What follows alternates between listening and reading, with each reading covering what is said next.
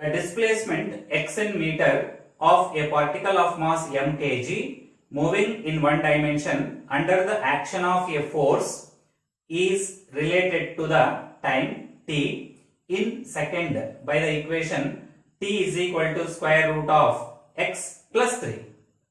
The work done by the force in joule in first 6 seconds is. Solution for this question: given t is equal to root x plus 3, here or root x is equal to t minus 3, taking square on both sides, x is equal to t minus 3 whole square. Now velocity v is equal to dx by dt, that is equal to x square formula, d by dx of x square, 2 into t minus 3 whole to the power of 1. At t is equal to 0 seconds, v1 is equal to 2 into 0 minus 3, that is equal to minus 6 meter per second. At t is equal to 6 seconds, v2 is equal to 2 into 6 minus 3, that is equal to plus 6 meter per second. v1 initial velocity at t is equal to 0, v2 final velocity after 6 seconds. From work energy theorem, W is equal to half m into v2 square minus v1 square, that is equal to half m into v2 plus 6 whole square minus 6 whole square, that is equal to 0 joules. A particle of mass m is projected with an initial velocity v at an angle theta to the horizontal. What is the work done by the force of gravity from the instant of throwing to the instant it reaches the highest point?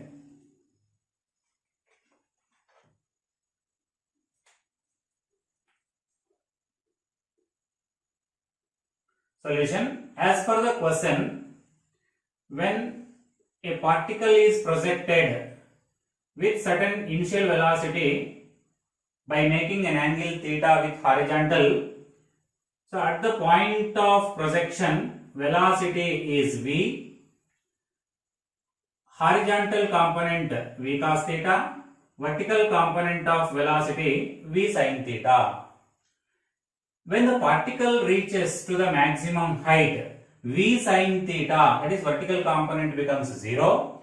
At highest point, particle has only v cos theta.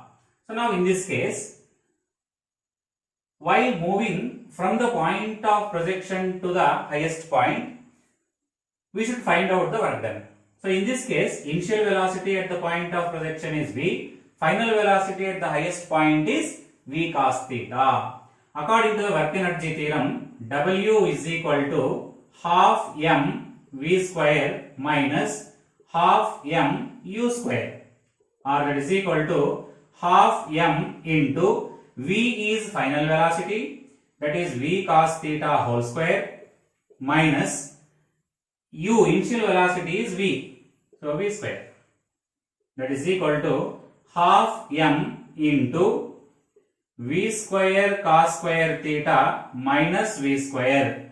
If we can write v square outside, so mv square into cos square theta minus 1. We know that cos square theta minus 1 is equal to minus sin square theta. So therefore answer is half m v square into minus sin square theta, or W can be written as minus 1 by 2 mv square sin square theta. A force capital F bar is equal to K into y I cap plus x j cap, where K is a positive constant, acts on a particle moving in xy plane starting from the point 3, 5. The particle is taken along a straight line to 5, 7. The work done by the force is. Solution for this question, F is given in the question. F bar is equal to K into Y I cap plus X J cap. Now, we want to find out the work done in moving a particle along the straight line from 3, 5 point to 5, 7. So let us assume that ds bar is equal to dx into I cap plus dy into j cap.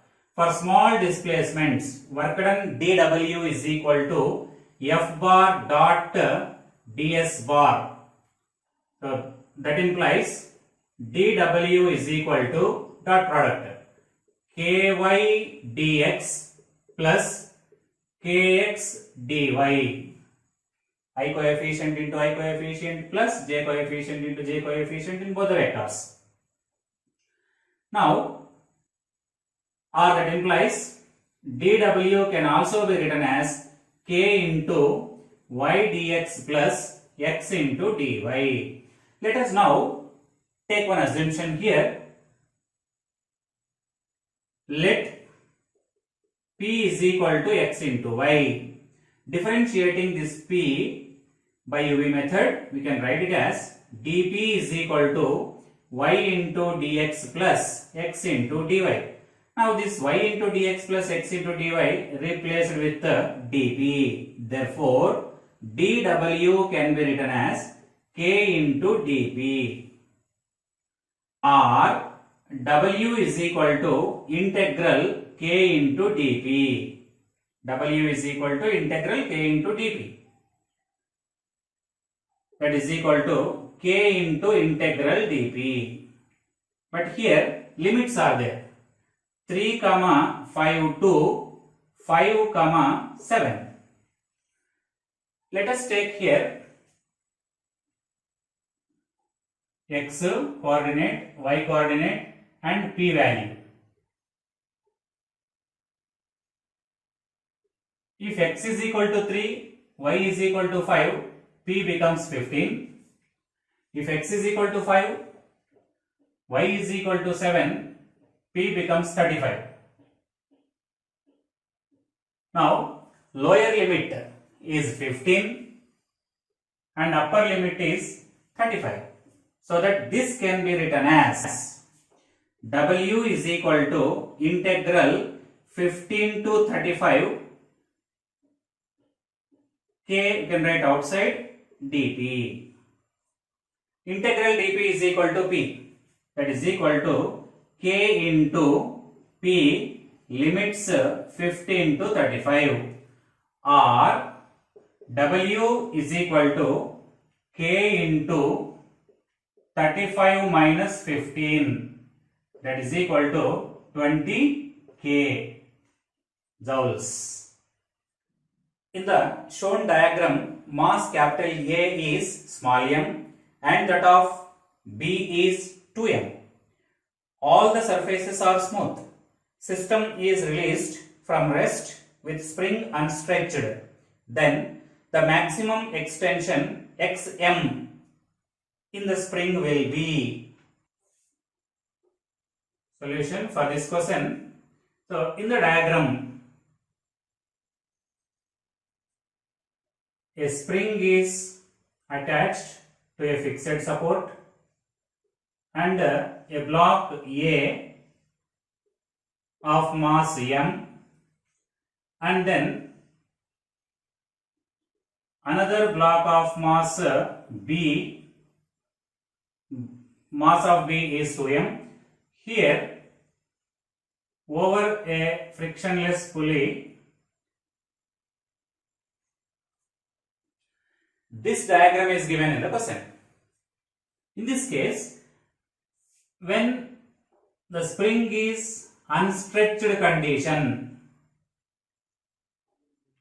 both A and B are initially at rest. So initial velocity of both the blocks A and B is equal to 0. Once the blocks are released, the spring extends. To stretch the spring, work done must be required. That work done in stretching the spring is provided by the loss of potential energy of B. So B weight is acting vertically downwards. When the spring stretches by a maximum distance xm, this m block also moves down through the same distance xm. In this case, work done required in stretching the spring W is equal to minus 1 by 2 kx square against to the restoring force. Loss of potential energy, so delta PE of block B is equal to 2mgx, or where xm maximum. So loss of PE of block B is equal to work done on the spring to stretch it against to the restoring force. Therefore, minus half kxm square plus 2mg xm is equal to 0 according to the law of conservation of energy, or we can write it as half k xm square is equal to 2mg xm. 1 xm cancel both sides, and xm maximum stretching, maximum displacement, xm can be written as 4mg divided by k.